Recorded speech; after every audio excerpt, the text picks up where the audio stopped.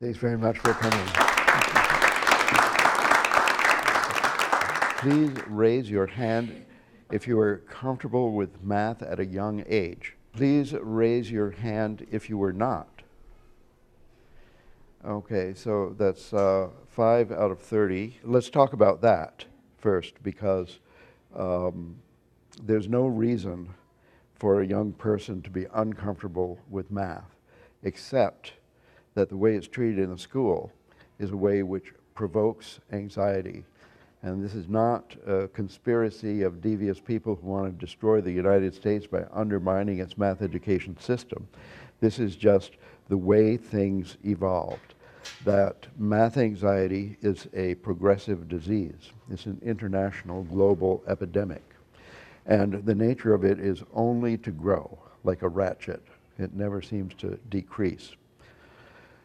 So this became obvious to me in my courses at the university, where I have students who have graduated from high school with top grades, and nevertheless were completely incapable of learning any mathematics, and would seize up at the very mention of the word math. So I started working against this in 1975 when computer graphics, there's a computer revolution, you know, they developed the computer during World War II, and this became immensely more important to the world in the 1970s with a second computer revolution, the computer graphics revolution. So the minute computer graphics arrived on my campus, I started using it to augment the teaching of mathematics with additional illustrations, including animations that were computer programmed graphics. And my theory was, this was just a guess, that the reason people hate mathematics is that they're given a test or a challenge which they cannot surmount. And then they're told that it's their fault because they're stupid, and this kind of builds up. I felt that mathematics, as a full-time participant in the international research community of mathematics, being primarily oriented toward the development of new mathematics, I had an idea how it is communicated from one mathematician to another, and that way is entirely visual. It is a visual kind of thinking. Now here we had textbooks for university math courses, pre-calculus, calculus, linear algebra, differential equations, and so on, in which there was not a single picture. Some authors bragged that they could do the content without a single illustration. Other people, like myself, tried to add additional illustrations into the textbooks they were writing, and were told by publishers it's too expensive. We could, you know, you're limited to 4 illustrations, black and white, in the entire book, stuff like that. So my theory was that given adequate illustration, it would be possible, instead of impossible, to engulf the particular subject, the content, the idea, the mathematical idea would be learnable instead of not learnable. And so I started in 1974 at the University of California, Santa Cruz, where I teach, to add computer graphics to the courses. I did this by purchasing a very expensive, although by today's standards extremely primitive, computer graphic terminal, putting it in the computer center, focusing a video camera on it, running video cables down the corridor to the classroom and so on. I mean, now you just turn on your iPhone and log on to the Wi-Fi system. It was different in 1974. And we did experiments with, testing people with and without the illustration. There was no doubt that it was very successful in improving the learnability of university math. Nevertheless, the best students with the best computer graphics still had trouble learning. They were still having an anxiety attack when the word math was mentioned. And in my travels as a research mathematician, I have come to understand that even people with a Nobel Prize in physics have math anxiety. It is like really, really difficult to get rid of.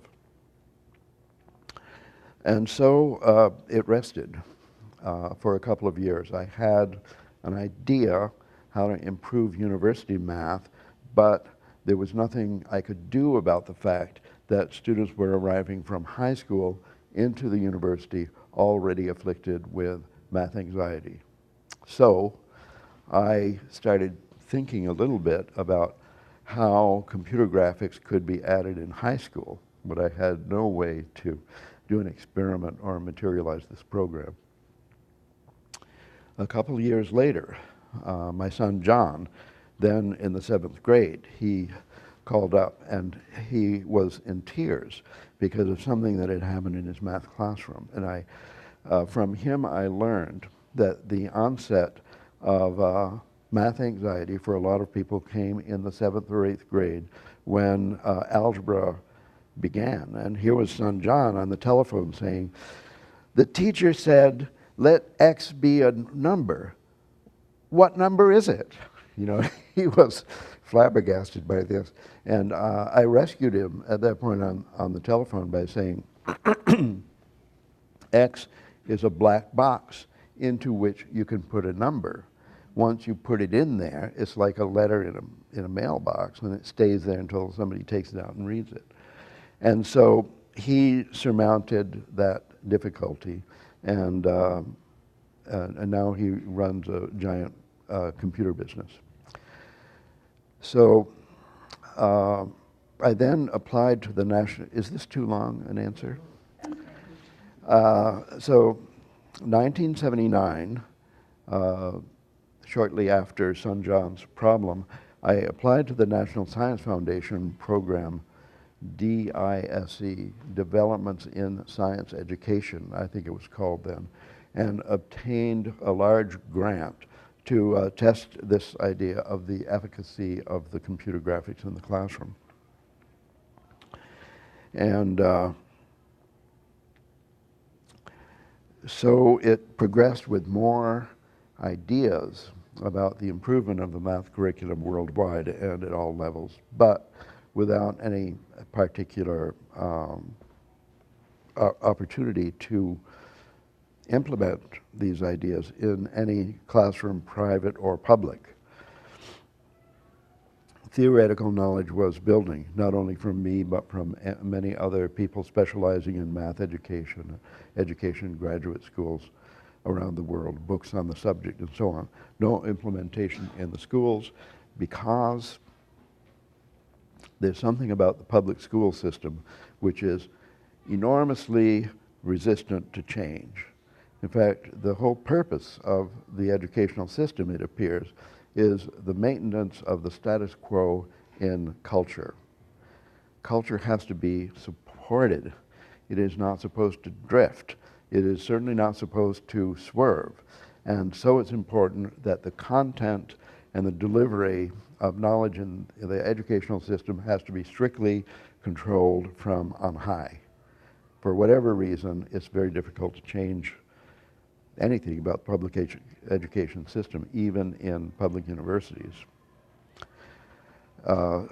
So it rested in 1980. Suddenly in 1995, I got this opportunity that began these last 16 years, where you see me sitting now. I walk around this campus thinking, you know, it's quite beautiful here, and it's familiar, and I belong. I feel the same on the Ross School campus now as I do on the campus of any university in the world. Like, this is my world. I do not belong downtown. I belong on a university campus. This is where I'm safe. I know my way around, and I've worked my entire life. So my association with the Ross School began in the ambience of this eternal and important problem of math anxiety. And I thought, this is the opportunity to produce a change, at least in one school. Nevertheless, it seemed very, very difficult to affect the math program at the Ross School, whereas we improved, changed, innovated, and integrated all the other domains.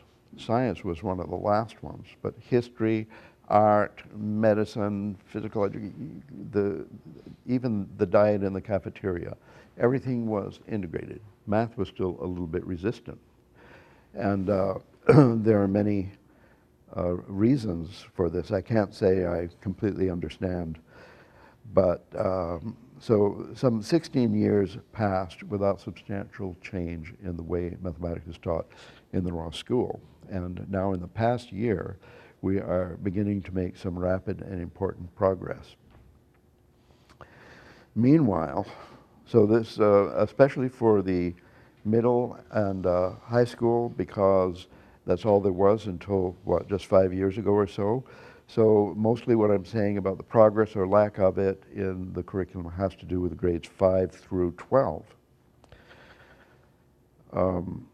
The advent of the lower school here presented me with a problem I knew nothing about, which is how should you arrange math education for little ones. Then about the same time, 5 years ago, I had another phone call. This was from my son Peter.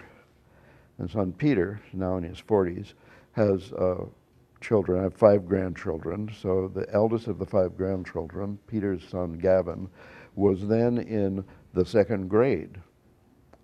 And I was told by son Peter on the telephone that grandson Gavin was suffering from math anxiety in the 2nd grade. Well, I'd never heard of that.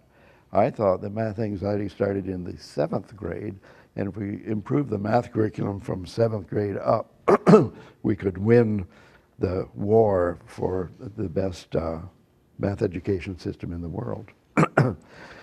Grandson Gavin had math anxiety in grade 2. So looking into this, what were the reasons, and he was having trouble and so on, I ended up sending my soroban to Peter to use in rectifying the anxiety of grandson Gavin. I've been using the soroban to balance my checkbook basically my whole life because I fell in love with it a long time ago. So I shipped the soroban down there, and of course neither Peter nor Gavin had any idea whatsoever what to do with it. And so I started making these tutorial videos. I do them by pointing a video camera more or less straight down from a tripod at the tabletop, the dining table, and then I put a little placemat and I put the soroban on it, and then I speak, and with the video camera record the operations with the hands and the beads of the soroban and the voiceover at the same time. Very inexpensive. And then I post them on YouTube, which the improvements of the multimedia technology make any kind of, I mean, you wouldn't even think how you could teach this remotely any other way. And this succeeded. Son Peter learned enough soroban to help grandson Gavin surmount his math anxiety in the 2nd grade, and now he's doing fine. Sorry. Meanwhile, my ex-wife, Caroline, who is the mother of Peter and John, and also 3rd grade reading teacher lifelong, she saw Peter and Gavin and the soroban and decided that this would be great. She's made a career of teaching parents how to read with their children. So like reading is her thing. And she saw the soroban as the math equivalent of her particular method for teaching reading to preschoolers. And so she started working with the soroban with the other grandchildren who were all younger, down to age 1. And in this way, we invented the method of preparing for the soroban with pebbles and marbles in a bowl. and the 5 bag, which is 5 marbles in a Ziploc snack bag.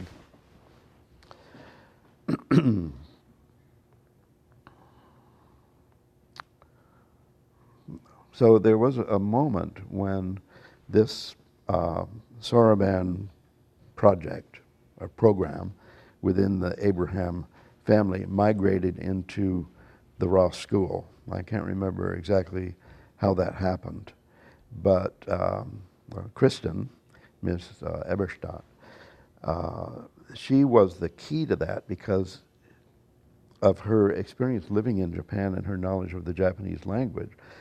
The one mention of the word soroban clicked in her mind, since she's teaching 2nd grade is the ideal, that's the grade, that's where grandson Gavin began having his problem. And I thought, well, this is the perfect opportunity. I had no expectation that it would take off within the Ross Lower School as it did. And to me, this is enormous opportunity, maybe the best math development ever in the Ross School, and one that will have a huge implication worldwide, because we are actually learning how to do it, how to incorporate the pebbles, the marbles, the soroban, et cetera, in the Ross program. Now we're moving on to soroban for arithmetic base 20 for the Mayan calendar, base 60 for Mesopotamian mathematics and astronomy. There's a soroban club in the high school. I mean, this is, never mind all my attempts at computer graphics for fancy math and so on.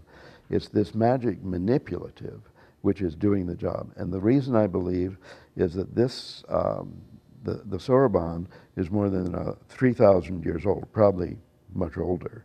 It's, I have no doubt, 5,000 years of step-by-step evolution is represented in this one particular cultural object.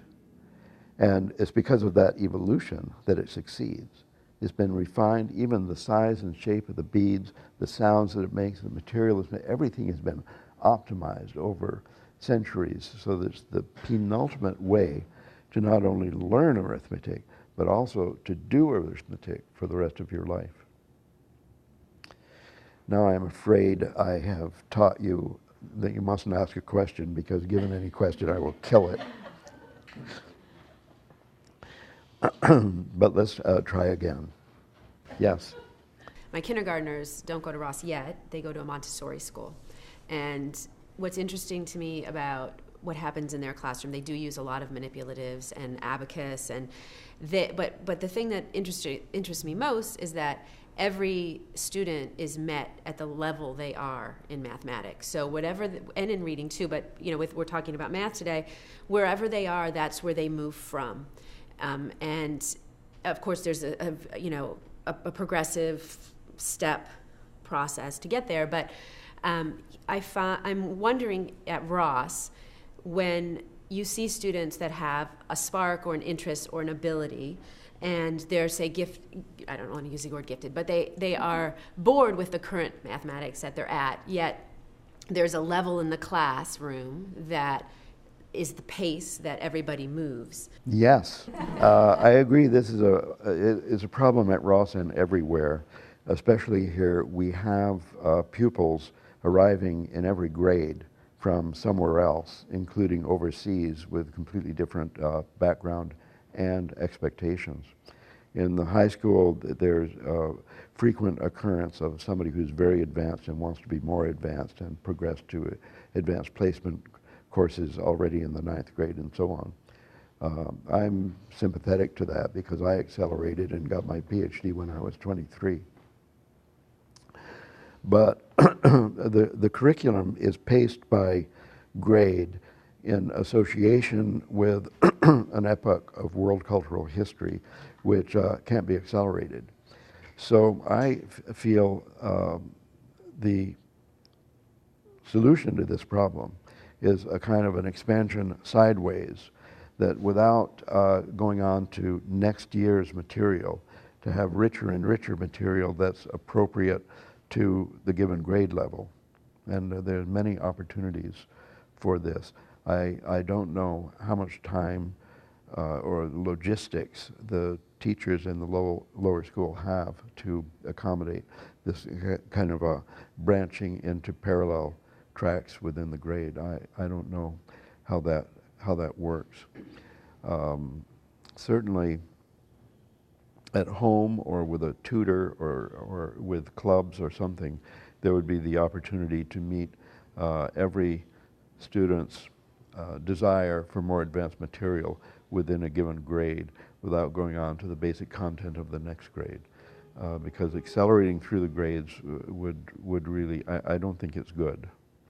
I had a case that was in the Guinness Book of Records of a young person who graduated from college at age 11. And he was my student. And his parents wanted to accelerate as much as possible, and he was capable. He was doing this like relativity theory and quantum mechanics at age 10. He actually understood it. But when he graduated from the university, there was nowhere to go. So he got eventually busted back to the 7th grade, and emotionally he was destroyed. So I think it's better to stay with a group of students and then to learn as much as possible through independent tracks. And we have a lot of suggestions. For example, if in the 5th grade we're in Mesopotamia or ancient Egypt, they had extremely fancy science, medicine, mathematics, and art. Mineral practices, all kind of things. There's such a rich field of information that can be studied to a very advanced level at each grade level. We're talking about math anxiety. I have a 2nd grader and a pre-K daughter. My son is telling me that he's stifled when they're timed tests. How do you feel about timed tests? Because I feel he really enjoys math, but when he's put under the pressure of having to beat the clock, he has trouble with Can it. I just explain to Ralph what it is so he'll understand? So the teachers starting in 2nd grade use something that's called Mad Minutes. It's just one piece of what they do in their math class, and it's just for them to practice, but to have it become really fluid. So what they do is they give them a minute to see how many problems they can solve during that time. And then the teacher gets to understand where they've made mistakes, where they get it, and the idea actually is to help with their fluidity of all their addition and subtraction facts. So I just wanted you to have the context, and now you can answer your question. You're asking me? I would say I would vote against time tests. There's nothing they can do other than create anxiety, and that's the last thing in the world I want.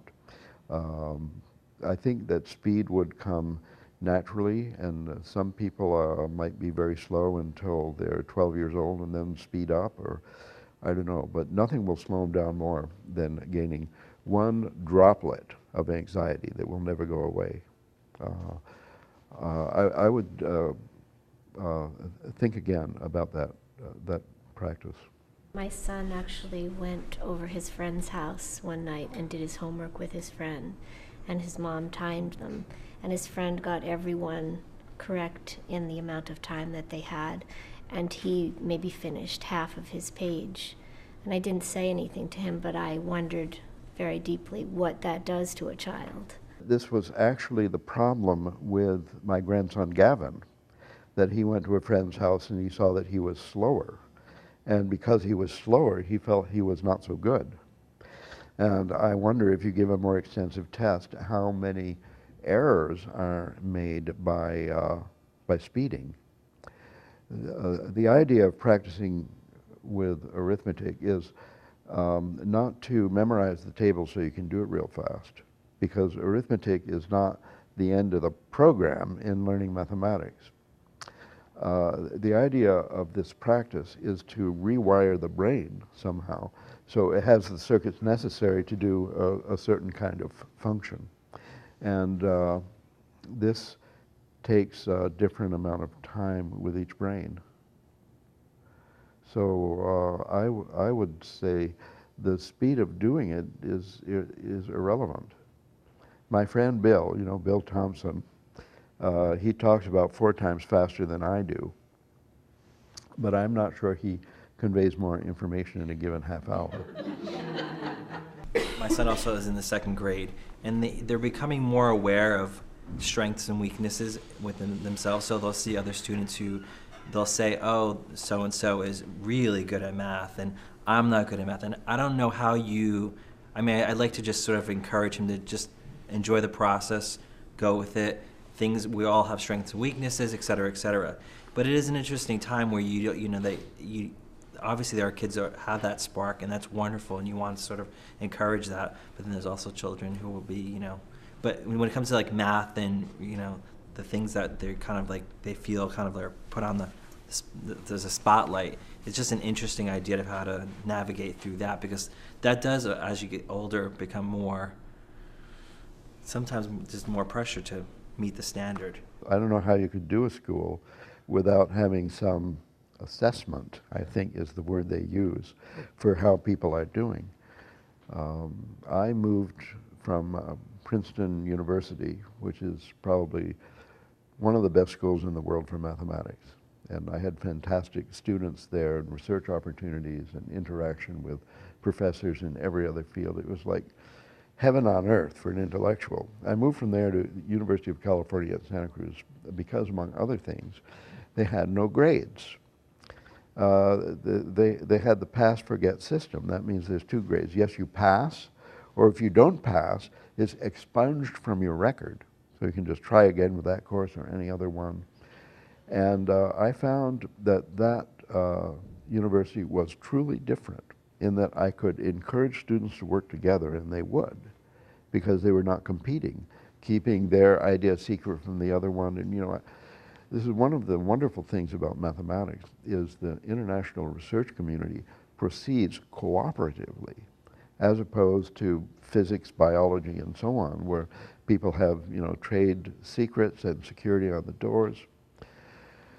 So I like the idea of a school with no assessment.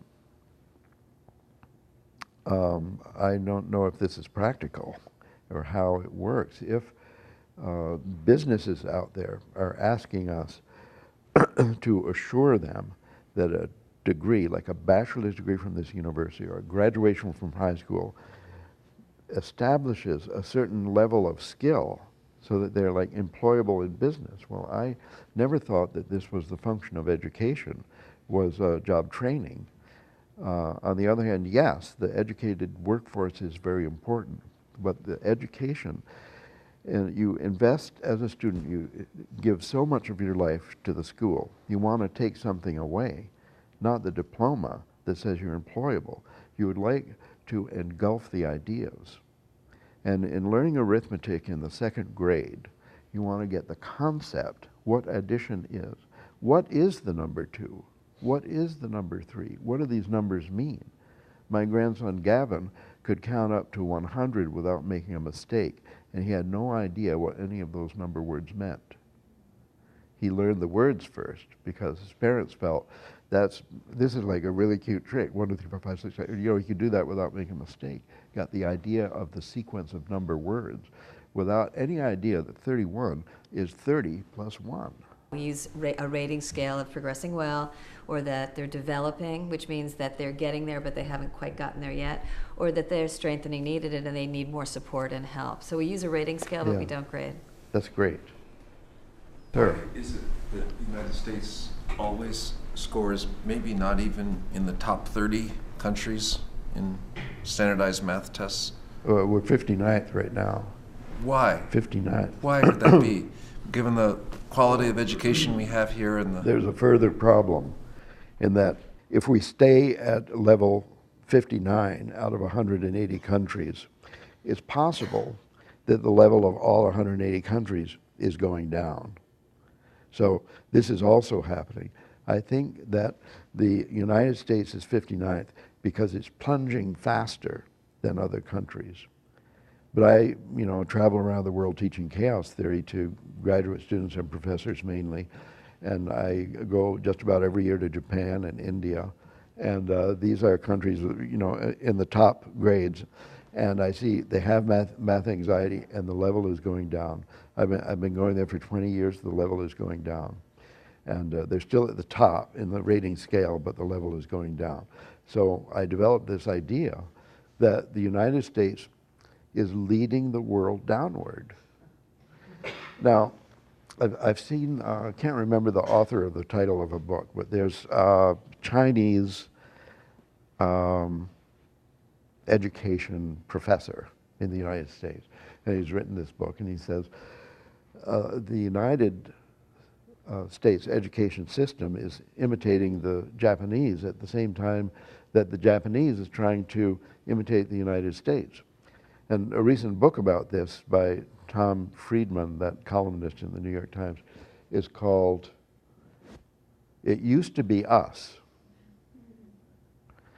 And so in Asia, they're trying to learn about creativity from the United States, while we're trying to learn about higher scores in high school arithmetic from them. So each educational system is going down because of trying to imitate the worst aspect of the other one. So my idea, I mean, I've done a lot of work on the forefront of new mathematics. That's where I live. And sometimes people ask me about, you know, what I think of my work or my accomplishments. And I've come, I just see this welling up out of me to answer that the most important thing I've done is work at the Ross School. And it's possible that as the Ross School led upwards in the United States, and then the United States would lead upward around the world, and the whole downward, it's like the fall of Rome. Basically, we're talking about the collapse of an entire civilization. This is just the mathematical side of the question. And other sides, like morals in business. You know, and what is going to lead it up again is some experiments altruistically motivated with the main desire of going up instead of down in the whole progress of history. This is the reason that the Ross School has a curriculum based on world cultural history, is that it's a trajectory. History is a trajectory where we can see ourselves navigating, moving through some very high dimensional space. There is this forest, intellectual forest, and then we are moving through it with finances, with natural resources, with environmental toxins and so on. We are moving through this space.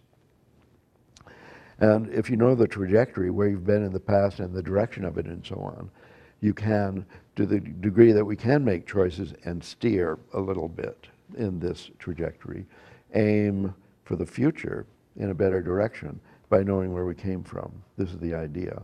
So as we agree that this is going down, then we decide to turn and move upwards. In the public school system, the steering wheel is locked. It feels like there's not much you can do. There was some hope for the charter school movement, but now it's like sort of frustrated also by big business taking over the charter school movement. So the Ross School is probably not the only place in the world, but one of the few where the steering wheel is loose. It's important for me, for my kids to have the best math teachers possible. And this year, my fourth graders had the amazing experience of having a teacher who's had a lot of high school experience. And she's taught them manipulatives with their hands that are turning them on like crazy. And she's also told them with their math facts, okay, 1 + 3, there's no difference in my ability to get to the answer and your ability. So she's challenging them, but not in a way where they're competing against each other. They're competing with her, and she's giving them the confidence that they can actually match her in that place. Great to hear. It's very hard to find people who can teach math in that way, because everybody carries the stain of a little bit of math anxiety from their culture. And especially teachers who have the highest credentials in the system for their teaching skills and so on. They're like teaching in the old system. It's hard for them, no matter how altruistic, how empathic, it's just hard for them to swerve and to be that flexible. You had mentioned briefly about foreign students. Could you just talk about the experience of foreign students who come to Ross in terms of their math and what they like and don't like about their experience here versus their home experiences? One dinner I had with 3 students from Asia. The foreign students at Ross School is kind of new phenomenon, the boarding students. I think it's highly interesting because it amplifies enormously the spectrum of diversity in the school. Among these students, though, there was, they were different, but there were a couple of them that, you know, all they cared about was accelerating as rapidly as possible in math and science. That's what they were for, independent of their natural ability or interest, I guess. So that is something that we associate with the Asian cultures. And people who are coming from those cultures are likely to have this particular cultural bent. I know from my work in universities that there are a relatively large number of suicides in university of students who feel they're failing, and the predominant number of these are from Asian families, Asian American families living in California. So the expectation of high performance with assessments, with grades, and so on is so negative that it can be fatal.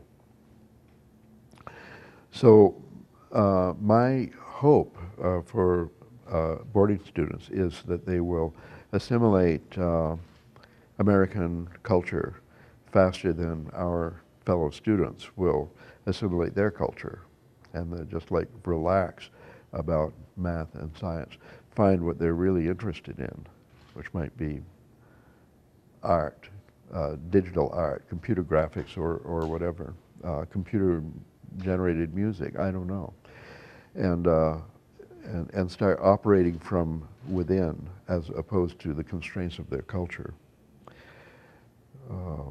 If they, any student insist on getting to university with the highest possible background in math and science, then they might do better at a different school, I think.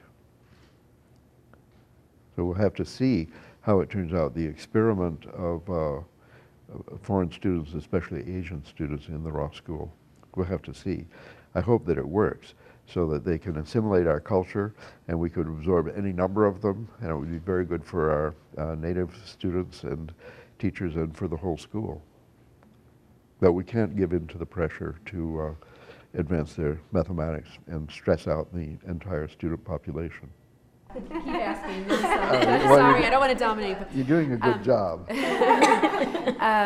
With regards to AP courses, I mean, what is your philosophy about AP then? Because that is an advanced mathematics. Is it, you know, that you want to offer AP for a particular reason, or is it, how does it fit in with the curriculum? I'll just give you the briefest answer. I'm totally opposed to AP classes, period.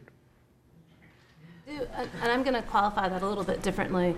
We offer advanced courses, and our students have the ability to sit and take an AP, which is very different, because if you say that you are giving AP courses, you actually have to be part of the AP society. So what we do is we actually have our kids enroll in advanced courses and have them learn the material so that they can sit and take that test. And by the way, they're quite successful on the tests.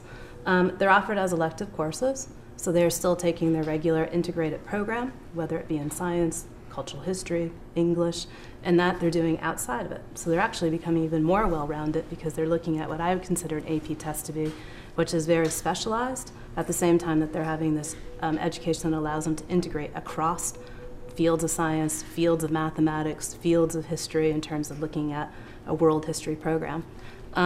But yes, we do give advanced courses. I think we're approaching the end of the period. Maybe we'll have one more question. Is that okay? Dovetailing on paradigm change, it's very interesting to me today that this is maybe the first time in all the history of mathematics where mathematicians have become superstars, and many of them with their studies of big systems, algorithmic studies of big systems, are making incredible amounts of money. And it's really, how is that affecting your world and the world of mathematics and Well, I don't think it's going all that well. Just to take the preeminent example, Jim Simons, head of Ren Tech, whose annual income is reputed to be in the billions, and he's maybe number 6 in the wealthiest people in the world or something.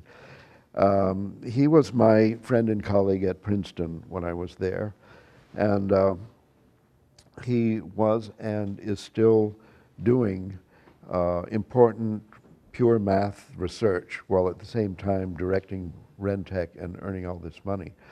So like the Gates family, he has decided to invest a certain amount of philanthropy in education, and particularly in math education.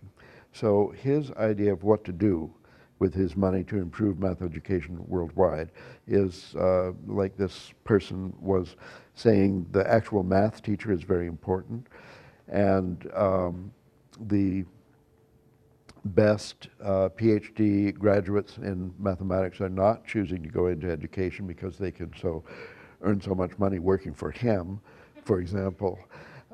So he's set aside money to pay recent PhDs astronomical sums to teach in high schools and universities, to stay in the educational system. That is his idea.